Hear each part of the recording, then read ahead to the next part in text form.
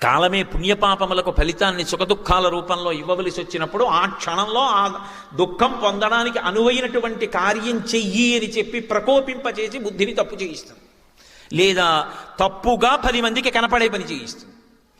కాబట్టి దాని పర్యవసానం కొంతకాలం దుఃఖం అనుభవించవలసి ఉంటుంది. కానీ నమ్ముకుని నిలబడ్డవాడు పాడవడన్నది మాత్రం మీరు ఎప్పుడు జ్ఞాపకం పెట్టుకోవలసి ఉంటుంది. కాబట్టి లులుభే తథానీం యత్రార్యపుత్ర విసర్జమూఢా, ఎంత అద్భుతంగా చెప్తోందో చూడండి. మూఢురాలనై ఆర్యపుత్రుణ్ణి విడిచిపెట్టేశాను.